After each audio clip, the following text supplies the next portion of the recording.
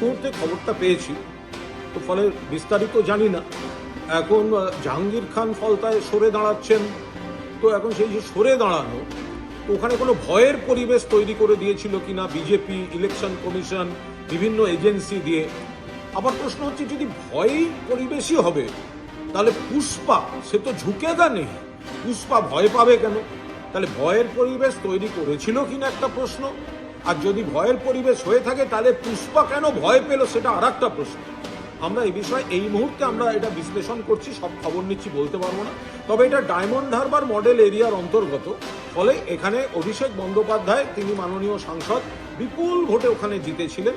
নিশ্চয়ই তিনি বিচার বিশ্লেষণ করছেন, ও ব্যাপারটা উনি বলতে পারবেন। এই মুহূর্তে এর থেকে বেশি আমাদের পক্ষে বলা সম্ভব। ডায়মন্ড হারবার মডেলের তো ব্যর্থতা তো হয়। এ নিয়ে আমি কোনো কথা বলতে পারবো না, কারণ আমি দলের মুখপাত্র হিসেবে আমি কি বলবো। গোটা বিষয়টা তো এটা ফলতা, যেটা ডায়মন্ড হারবার লোকসভা কেন্দ্রের অধীন।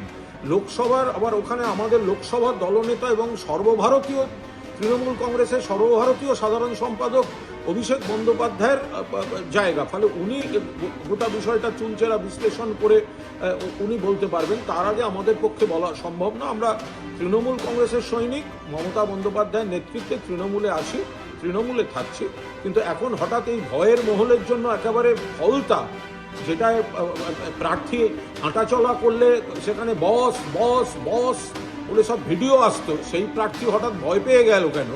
সেই প্রার্থী হঠাৎ এই ধরনের ভিডিও দেখা যাচ্ছে কেন? এটা তো দলের পক্ষে খুব ভালো বিজ্ঞাপন নয়। ফলে নেতৃত্ব নিশ্চয়ই সেগুলো বিচার বিশ্লেষণ করে দেখবেন। আমরা শুধু বলছি যে ভয়ের পরিবেশ তৈরি করা হয়েছিল কিনা, আর যদি হয়ে থাকে তাহলে পুষ্পা ভয় কেন পেল, এই গোটা বিষয়টা আমাদের দল খতিয়ে দেখছে। আমি হাঁটতে পারতাম না, আমরা একটু বেঁকে গেছিলো, আমি পড়ে গেলে আমি উঠতে পারতাম না। আমি এখানে আসি অন্যতম নার্সিং এসেছি, অনমাল্যে তার কাছে আমি এসেছি, তখন আমার চিকিৎসা করে। আমি চিকিৎসাতে আমি ভালো হয়েছি, আজকে আমি হাঁটতে পারছি, আমার অসুবিধার হয়নি। উনি 15 দিন আগে আমার কাছে এসেছিলেন, দুটো পাই একবারেই বেঁকে গিয়েছিল, যাকে আমরা ফিক্সড ফ্লেক্সন ডিফর্মিটি বলি। উনি হাঁটতেও পারছিলেন না, তো আমরা দুটো হাঁটুই ওনার প্রতিস্থাপন করি এবং স্বাস্থ্যসাথী কার্ডের মাধ্যমেই হয়।